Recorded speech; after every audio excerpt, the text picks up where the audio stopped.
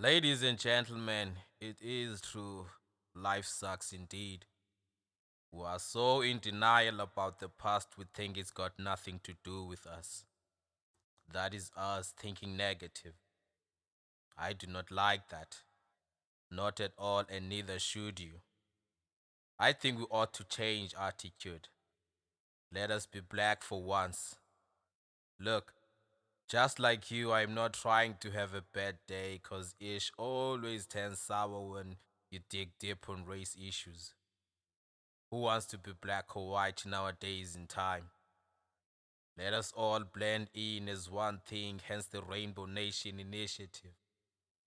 The only problem is that I'm not one with myself, so how can I be one with everything else? That's a question. I'm in broken pieces, not to be mended. A broken spirit perfecting the last kicks of a dying horse. Let us take the race card issue for example. I think we're not using it enough. We should do it for all the reasons, whether good or bad, and under the circumstances of our past, we should be understood. God knows we should be selfish.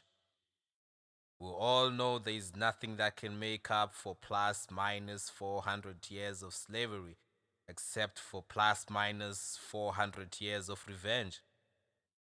How many times have I been saying, we can't just get rid of the past? There is something wrong with this picture. This freedom is jinxed. Definitely. You know it because you jinxed. Yes, you. You are the one that is a spontaneous optimist. Your sons will pay for your debts. You mark my words.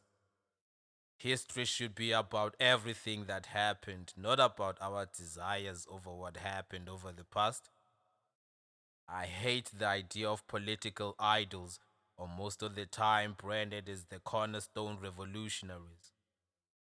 I still insist that true revolutionaries don't live to tell the true story. Ask me, the neighbor who has nothing to give. Ask the neighborhood that won't last. Ask Bantu Biko. Mapeka will tell you.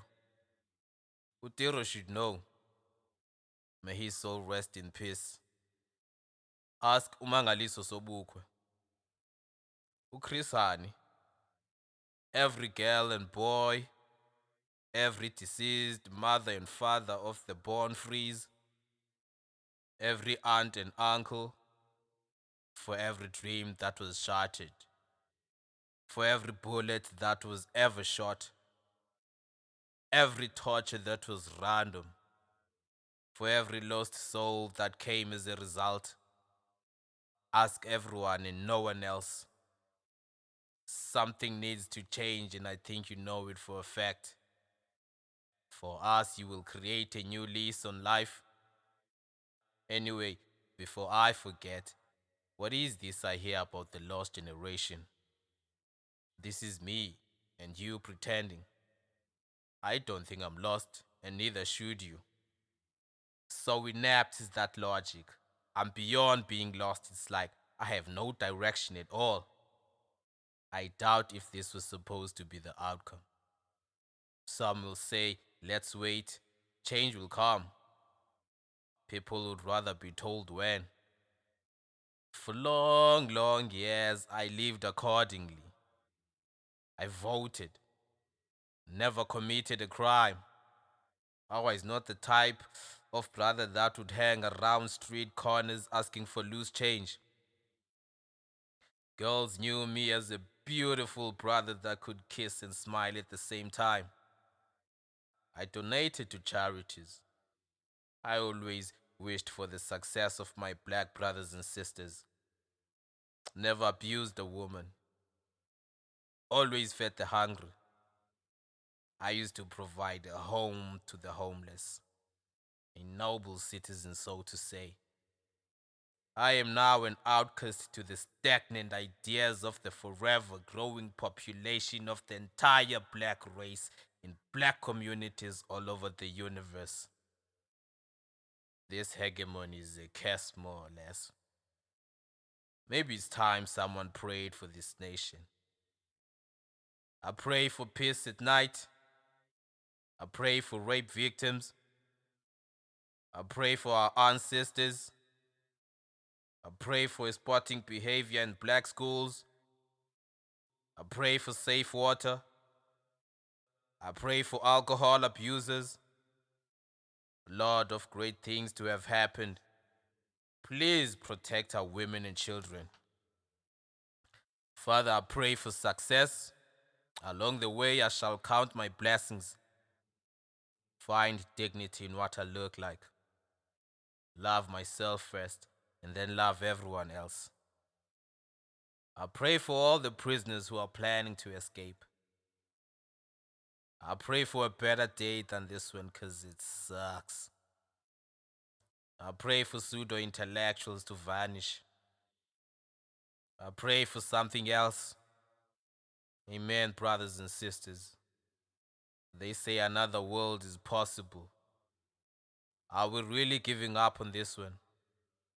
This is the truth told by a liar. That's what you're thinking, right? Then shame on you. Shame on all of you.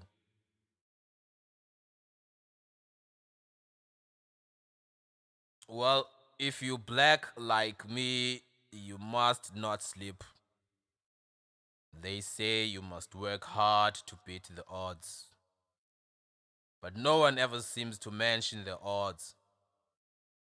Well, sadly, here are the odds: capitalism, racism, informal settlements, the damn illiteracy, Black on black crimes and tribal wars.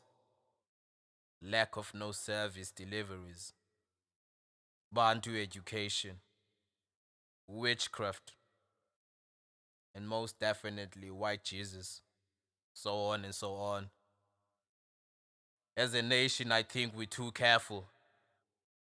We can't keep living like this. A spade should be a spade for as long as we can tell. As for the future, I can tell it's like nothing we can imagine. From now on, there'll be no need for futuristic sciences. No space for hope, fate, not even prophets. As you know, the world won't be the same. Us without imaginary friends, us without ideas, us without thinking, us and only us. Don't get it twisted. The climax of racism is yet to come. I can't promise you a better life. I can't promise you land. I can't promise you stability. God knows I can't even promise you lunch, and believe it or not, there's no bright side. Not even miracles. Buckle up. From now on, it's madness. Will that be the boiling point? You must be asking yourself. I might change the subject and say, anger can't be managed. We need anger to motivate a true revolution. We need anger to motivate a true revolution. We need anger to motivate a true revolution. The world does not want to see another revolutionary, you might insist. The media might pledge to spread your propaganda. Them damn poets might decipher the word. Sportsmen are trained to play along. Reality is tampered with. This speech comes to an end. Ladies and gentlemen, I thank you wholeheartedly. God bless.